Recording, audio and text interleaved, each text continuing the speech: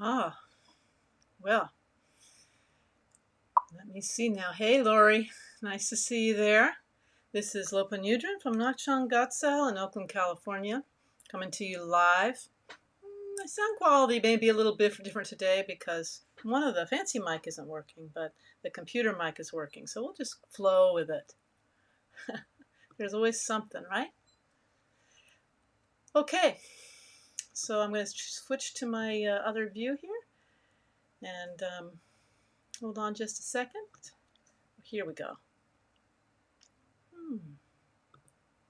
Okay, there we go. That's better. I just like this one better. How about you?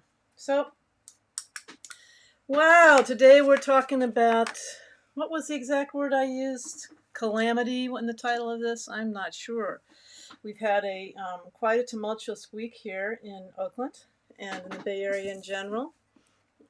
We're all kind of in the same boat in Northern California, actually, because you're either threatened by fire or you're inhaling smoke, one or the other. Many people have been evacuated, had their homes destroyed. A few people have passed away.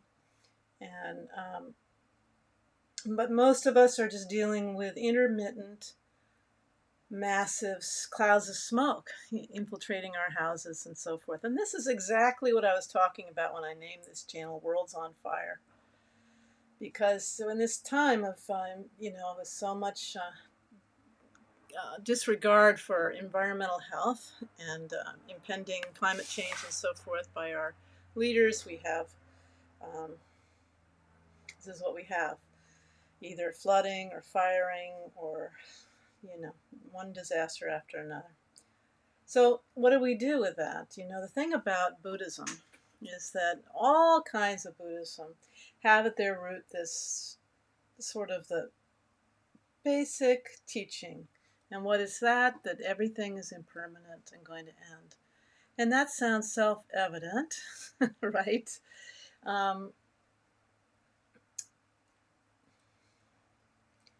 But what it means is that when you put that first and foremost in your religion or your spiritual path, acceptance or non-acceptance, it doesn't matter, acknowledging that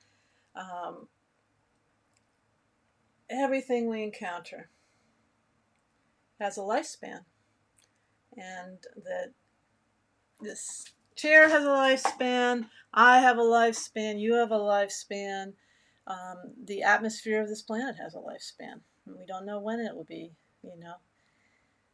not habitable anymore. And then new things arise. And it's always like that, going around and around. One thing dying, one thing being born. So in Buddhism, I don't know, I recently have been studying the Tibetan tradition, this wonderful idea of intermittent states. That like our life is like a cycle going around, and we're born, and then we have periods of, maybe we have periods sort of like going around an automatic pilot, run doing our human thing, and then we have windows into that. Maybe we have some insight from meditation.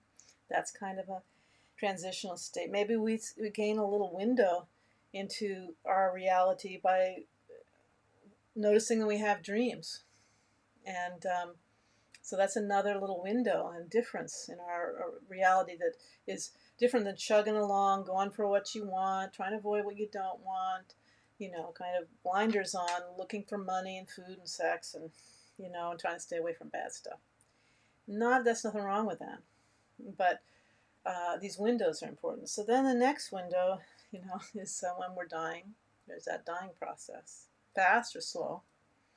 And then after that process, there's a wonderful, we've talked about this in previous videos, there's a wonderful interval state called isness, like the interval of isness, Dharmata, the absolute truth. So it's kind of if you have an experience with recognizing a state in you beyond this sort of animalistic framework where you're really resting in a pure state beyond death and birth.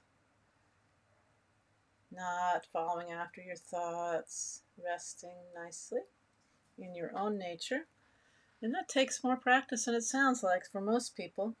You can recognize a kind of a gap there after you die, after the whole process of dying, and then like a day or an hour or a few days or whatever, you're able to notice the arising of a state of luminosity or clear light, and you can rest there and really potentially gain complete enlightenment there in that bardo, intermediate state.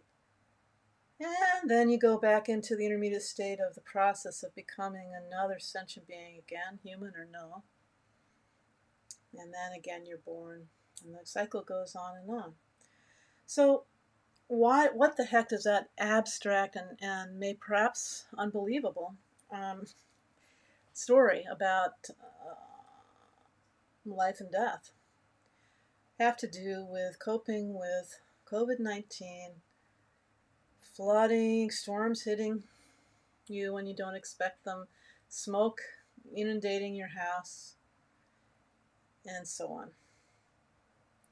Well, one thing comes to mind is that very easily for me, because I was just on the line earlier with Lori, who's here joining us today, and we did a little ritual together, a little meditation. And when we started out, the smoke was just, swirling and whirling around our houses here in Oakland. And it was stinky, and my eyes and nose were running. And then by the time we finished the practice, and I'm not ascribing causality here, the sun was coming out. And now I've got the windows open, and there's blue skies up above, which is kind of like you're hallucinating, So the good thing about acknowledging that when things are, facing the reality of things being bad without panicking, but doing what needs to be done, and not trying to pretend it's not going on. Then you also get to be present when the clouds clear and feel that too. So that's pretty wonderful. So acknowledging this beginnings, middles, and ends of things is mission critical for us. So that's a very simple way in which Buddhism in general helps us cope with this circumstance. Now, The goal of the kind of Buddhism that we practice in the Tibetan traditions, the Mahayana Buddhism, the great vehicle is, of course, to benefit all sentient beings equally. And sometimes that can mean doing good works, but sometimes it can mean, and being a good person, of course, sometimes it can mean we're really developing ourselves spiritually through a variety of practices to try to realize a state of awakening in which we can benefit much more vastly than as a little, this, I'm picturing this little humanoid going along, running on our human script. It opens up, the whole sky opens up, our mind, the vastness and richness of our mind opens up to us, and we can do all kinds of wonderful things. It's hard to, but the literature kind of trails off at that point because they say that state is ineffable. It means you can't put it into words exactly. So I'm going to use that excuse to move on to the next topic and not talk about Buddhahood too long. Is anybody else here besides Lori today? Let me see. Nope.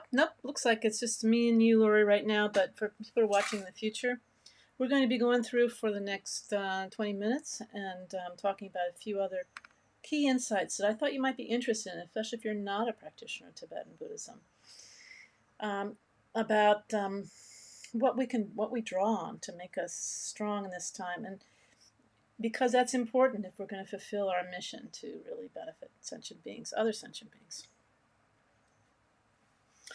So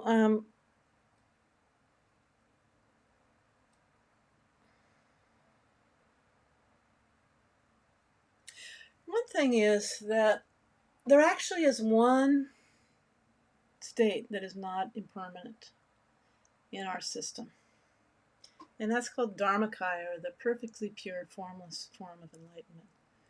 And that's, our mind's ability, our consciousness's ability to develop a state in which we're resting in that true nature of our minds that is vast and stainless, like light, like sunlight, and clear, lucid,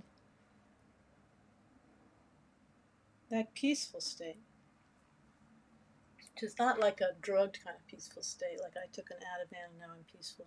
Not like that at all, really. I'm not saying there's anything wrong with taking an Ativan when you're having troubles, but for a short period of time. I'm not judging, but this is a different thing. Trust me. So as we turn and we look at our bright and clear mind, we discover sort of a hint of what that Dharmakaya, the realization of that state, might be. And Dharmakaya is deathless. It's like a deathless state of complete awakening. So that goes with you. And sometimes we'll frame that kind of awakening in terms of a deity. Like in Tibetan Buddhism, you'll see all these images of Buddhas with arms and legs and eyes and ears and so forth, and they're symbolizing this awakening, sort of different flavors of this awakening.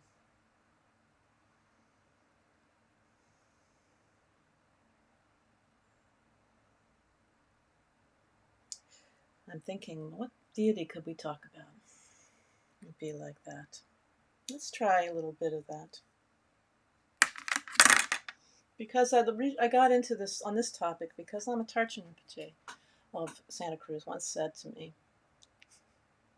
to us actually, we were sitting in a room, what's now the dining hall at Pema Osalang, the center down there, in Watsonville, mountains above Watsonville.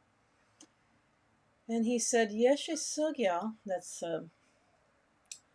in our lineage of the epitome of enlightenment in a female form. Yeshe Sogyal. She, your Yeshe Sogyal never gets in. I think he was talking about going to, he had a heart attack long before he had a heart attack and passed from it, years and years. And then he said, Yeshe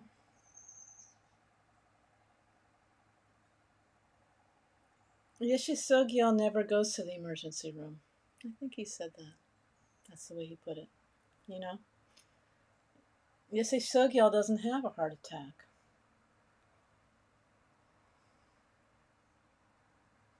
So while he was going to the hospital and having a heart attack, maybe he was thinking of Yeshe Tsogyal or his own favorite image of awakening. And if you're resting in that state while you're going to the hospital, while you're being evacuated from your burning house, very difficult to do this. Yeah, that's why we practice. One of the reasons, because eventually we're all going to come to the end of the line, right?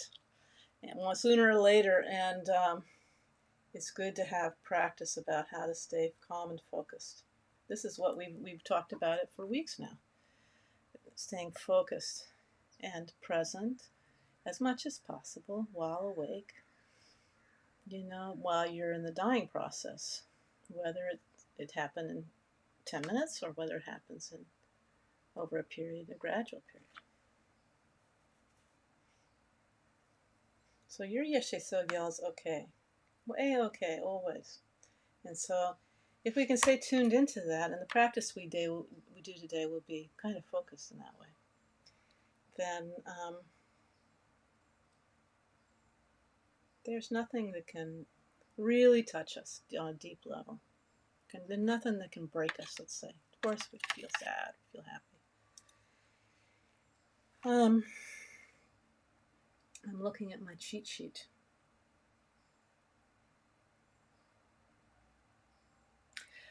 So I think another thing is, well,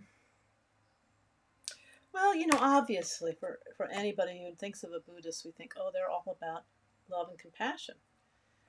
The marketing team has gone out for us, and they've said, taught everybody that the Buddhas are about love and compassion, Buddhists. And that's good news. Hopefully we are all the time. And I think, it's for other people that we practice love and compassion intentionally. But say, for example, this week I had to leave my house, go stay in a hotel. At least, according to my constitution, I couldn't hack it in my unair-conditioned, steaming house with the windows closed, tiny place, with smoke billowing all around the house. I had to get out of here, so I went to a hotel, suddenly. Sudden change. And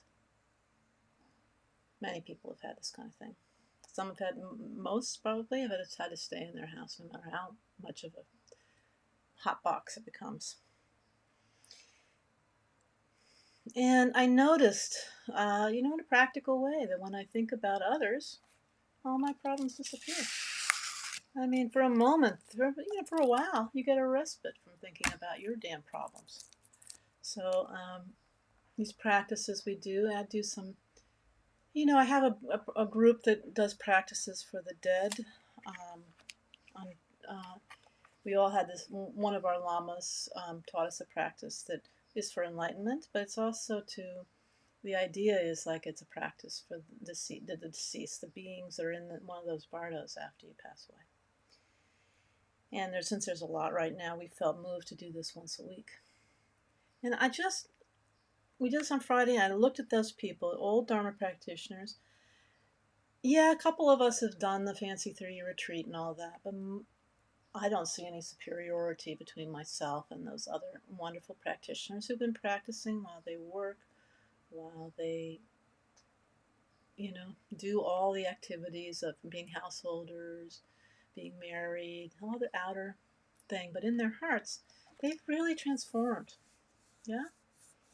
They're just unbelievably kind. So in the middle of all this upheaval, we were doing this practice more or less for the dead for an hour. And 8 people came. No Tibetan Lama, no charismatic person there that they wanted to see or something like that. They came really to benefit the dead. Isn't that wonderful? And each of them had a bag, the emergency bag packed by the door, or bags. Some of them had animals, with not little animals, horses, donkeys, and when the word came, they were 20 miles from the fire, 10 miles, I think. They were going to have to load up those animals, and they had a whole emergency plan in place. But they settled right in. They took time out in the middle of chaos, settled in and practiced for the sake of others. This is the kind of person I want to be. I said, they are really my heroes. You know, yes, there's practical ways to help people, but we're far away. There's nothing I can do for them right now. Nothing they can do for me materially. But to settle our minds in the middle of chaos, you're like the eye of a storm. You're that way, you can, whatever happens, whether you're stuck at the cow palace with all your animals. I mean, I saw somebody who's having all his, something like 65 goats are in the cow palace, and it's a big auditorium in San Francisco right now that he had to evacuate. That's not one of our practitioner friends, but you know, when you're called upon to do that, you need strength. You need to be calm and centered. And I amazingly, practicing for other people and for animals really does the job. It gives you a break, one of those windows in your ordinary routine, me, mine reality.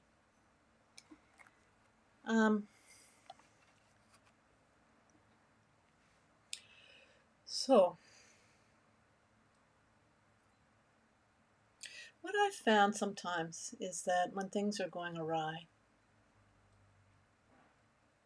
you know, I have probably my most popular video on my channel is like how to find joy in practice. And it's not that hard to find joy in practice temporarily, right? But as you develop a daily practice, a level of being okay, even when things are not okay, comes along. So instead of your whole apple cart being knocked over, your apples all running down the gutter, you're able to keep that cart steady and go on through. So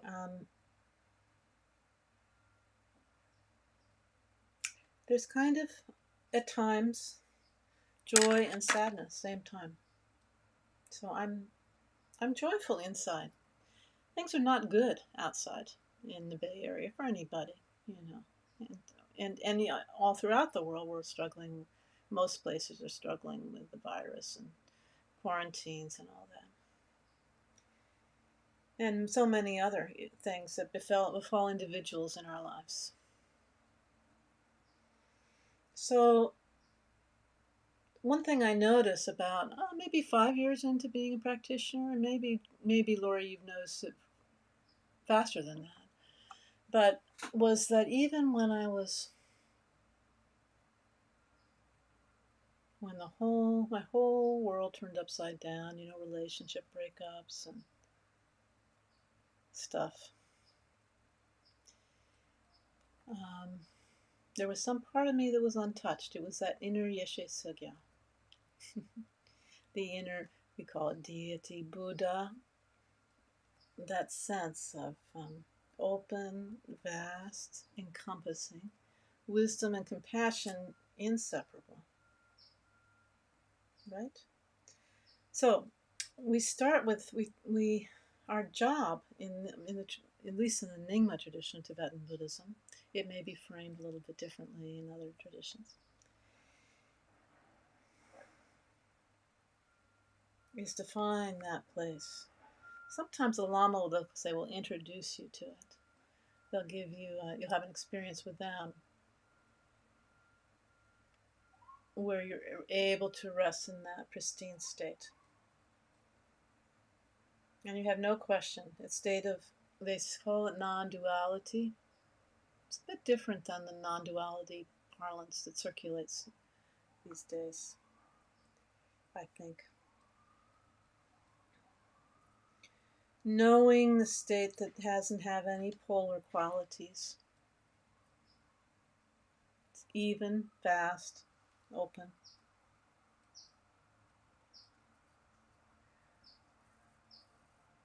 Finding a juiciness or sparklingness in that.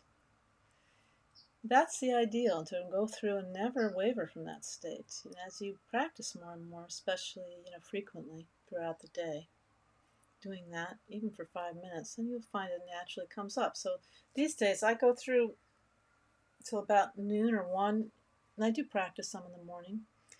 Then my body tells me it's time to, it calls me into that state. it's time to to touch base with that, and so I go practice some. It's there's a saying, in the beginning you chase after meditation. Later, meditation chases after you. So I think we're going to end my little talk for today and do some practice. It may not be so long. We have got Lori here, and we may not need to do a full hour today. But I'm glad you're here, Lori, because we're going to do some... Oh, another thing about Vajrayana is it's centered in the body.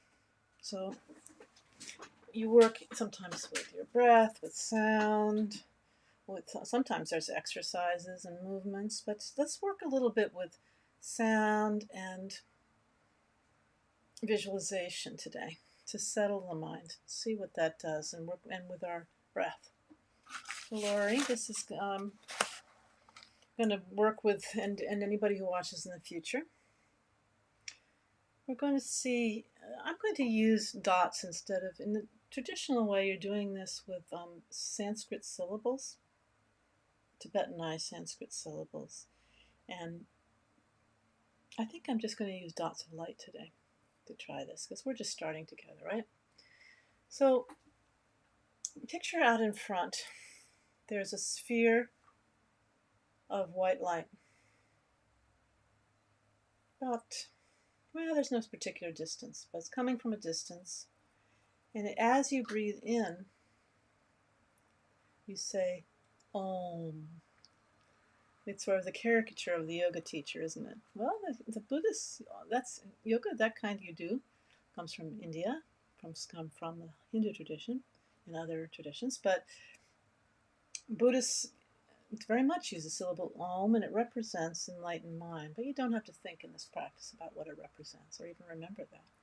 So this sphere, small sphere of light, comes in from far away as you're breathing in. And on your in-breath, you're saying Om, but not Om. Okay? So. Good. And as you do that, the light comes in. Exactly where it comes in, not so important. The little sphere, and it goes down inside you.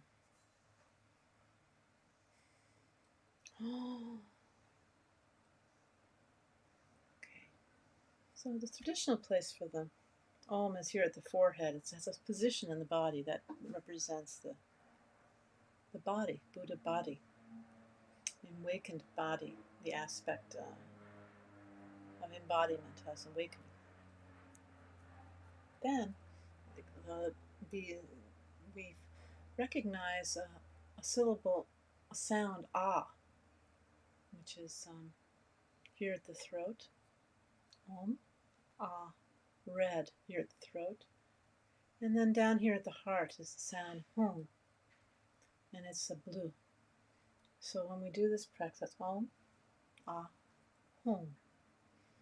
When we do this practice, you see this marble of white light coming in, and then Om, ah. Here you'll say ah, and it's a red sphere, ah, of light.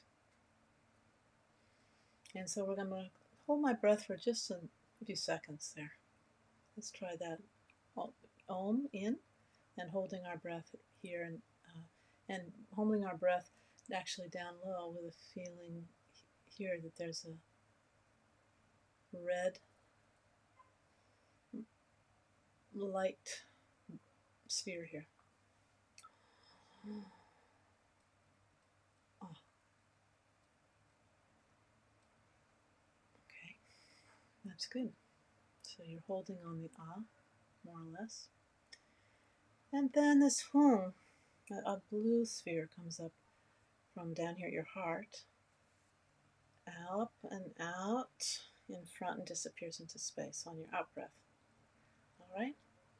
So all together, this is a whole practice now. It's Om.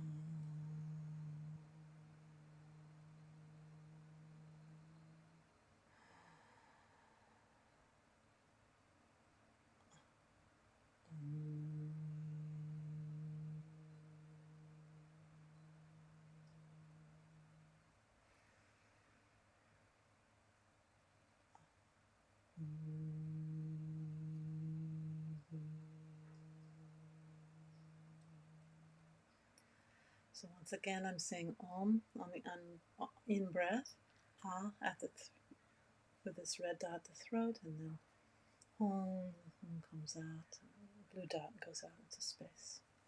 So let's just do some of that. Get a little tinger here. I collected a bunch of sound effects. Let's see if I can find one. Well, they all disappeared. That's funny. Last week I collected a lot of sound effects. Now they're all gone. I did retain some bird sounds. That's good.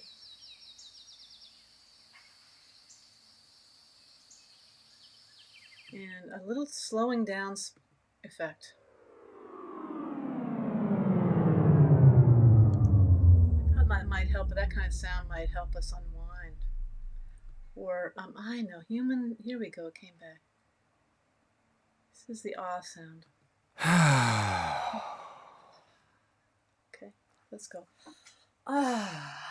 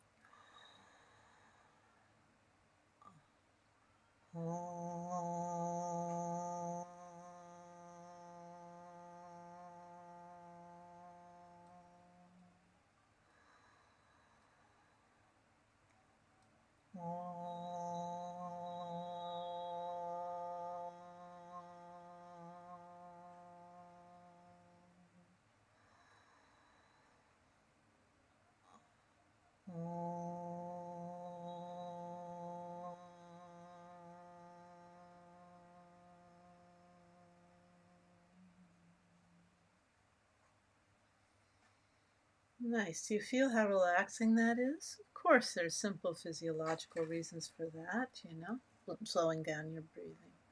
Beautiful colors, nice relaxing sounds. But it's also a lineage teaching from the Longchen Nyingtig lineage, the heart essence of the vast expanse that I learned.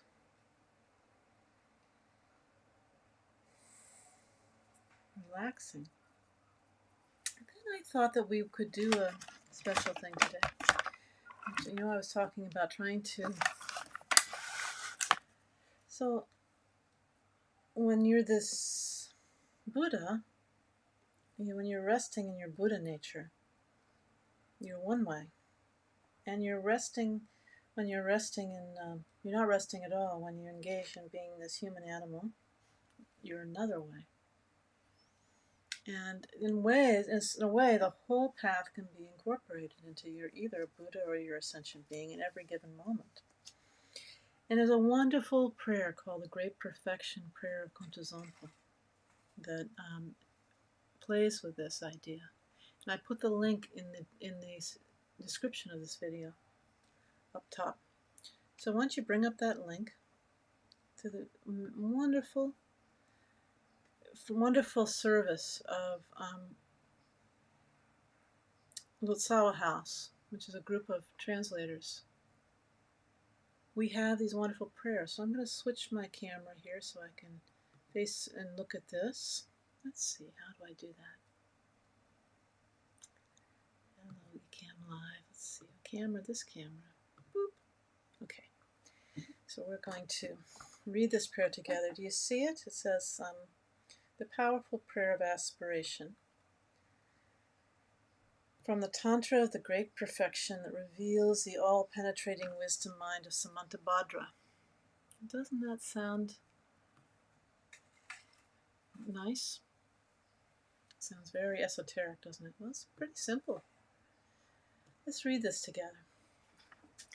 It's generally, people pull this prayer out generally at eclipses, and then at the solstices. I think the equinoxes too. Let's see, the prayers at the end of the prayer, it'll tell us when, but this feels like an eclipse time, even though it's not really, because around here the clouds come in, the sun looks like it's like you're having a solar eclipse because it's dark, and this ball of red light is peering through the pollution. Okay, so let's read this together. The powerful prayer of aspiration. This is fairly lengthy, so settle in. From the Tantra of the Great Perfection that reveals the all-penetrating wisdom mind of Samantabhadra, revealed by Rigzen Godem. This was a treasure teaching, a beautiful. Did you find it? Good. Your yes just popped up for me. Rory, here we go. Ho! All that appears and exists, samsara and nirvana, has one ground, two paths, and two forms of fruition. The magical displays of awareness and unawareness.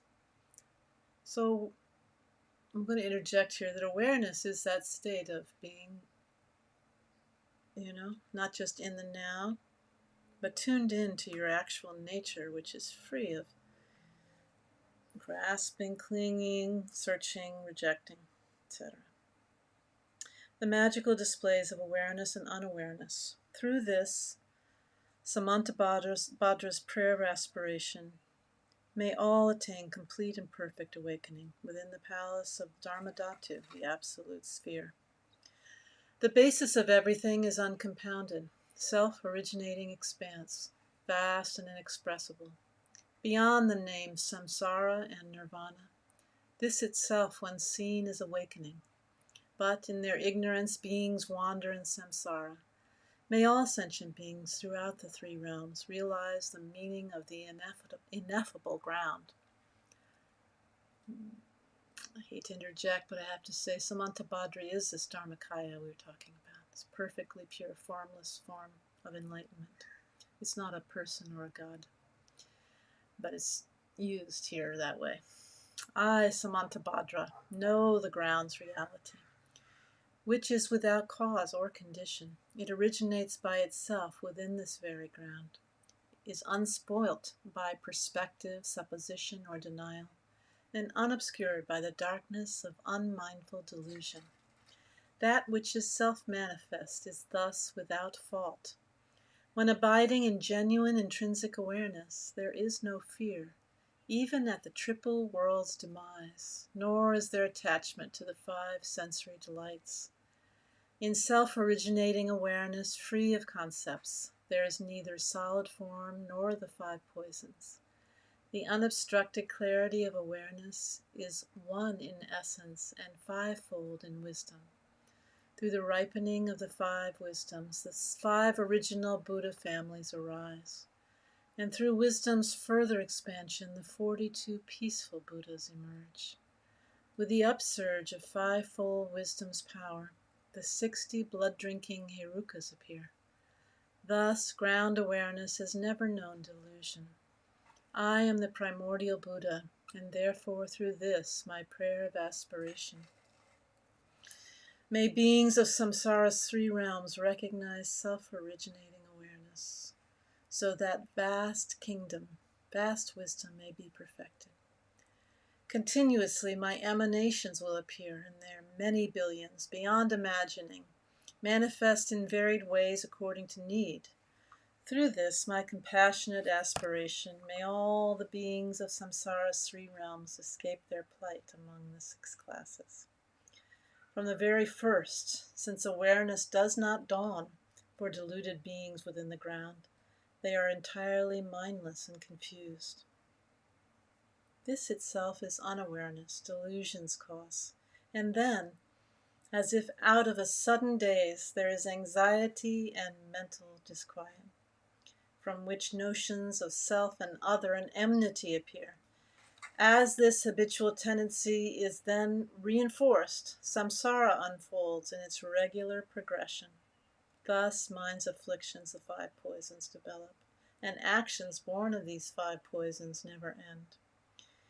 Therefore, since the basis for being's delusion is a lack of mindfulness, an absence of awareness, through this, my aspiration as a Buddha, may all beings recognize their own awareness. The unawareness that is co-emergent is a state of mindlessness, distraction. The unawareness that designates is dualistic clinging to self and others.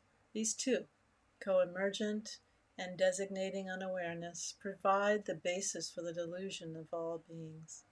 Now, through this, my aspiration as a Buddha, may the dark and murky gloom of mindlessness among all sentient beings in samsara be dispelled. May their dualistic perceptions be purified, and may they recognize their own awareness. A mind of dualistic clinging is one of doubt. From subtle attachment, once it has arisen, habitual tendencies gradually gain strength. Food, wealth, clothing, home, and companions, the pleasures of the five senses or dear relations, whatever is attractive brings a format of desire. These are the delusions of the world. Actions based on dualistic clinging are unending. When the fruits of attachment come to ripen, they bring birth as a preta, tormented by desire. How wretched are the pains of hunger and thirst. Now through this, my aspiration as a Buddha, may beings beset by cravings and attachment neither cast aside the torment of desire, nor pursue the craving of attachment, but by allowing the mind to relax just as it is, may they capture the natural state of awareness and gain the wisdom of perfect discernment. Through the subtle stirrings of anxiety and fear, towards the appearance of external objects, the habitual tendencies of aversion are reinforced, opening the way to enmity, injury, and slaughter. When the fruits of aggression come to ripen, how harrowing will be the boilings and burnings of hell.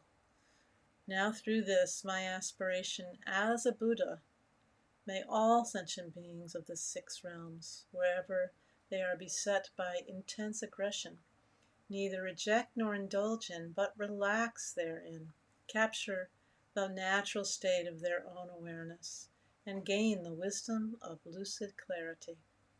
When the mind grows conceited, it brings thoughts of rivalry and disdain, and the arising of intense pride leads to the suffering of quarrels and disputes.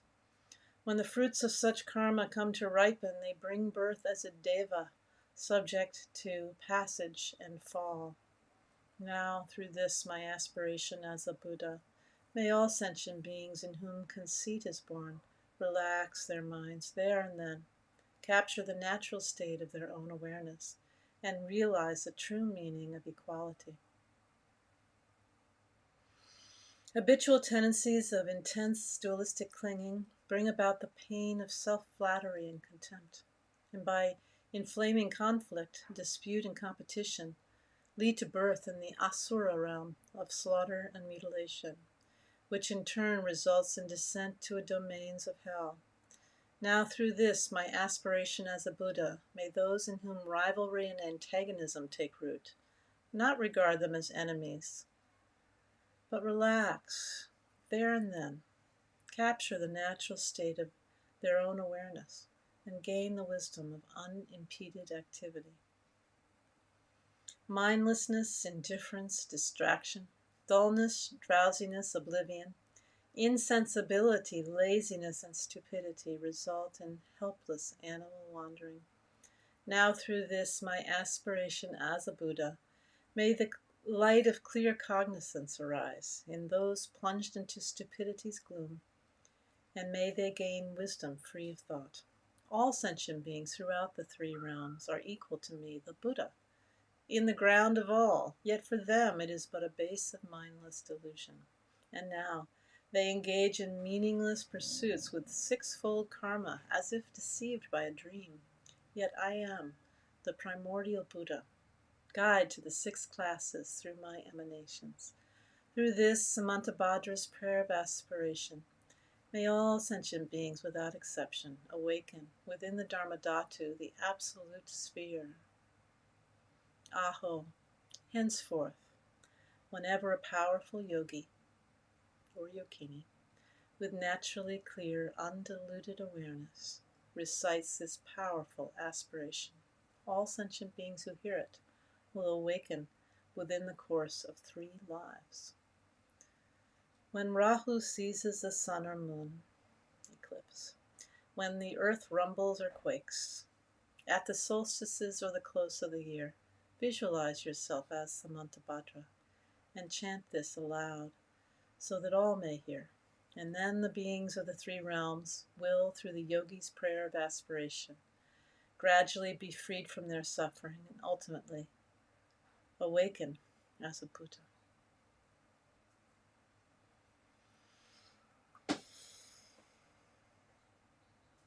All right. Well, I think that we can do a little dedication of merit. Let's see, I'm going to bring myself up again.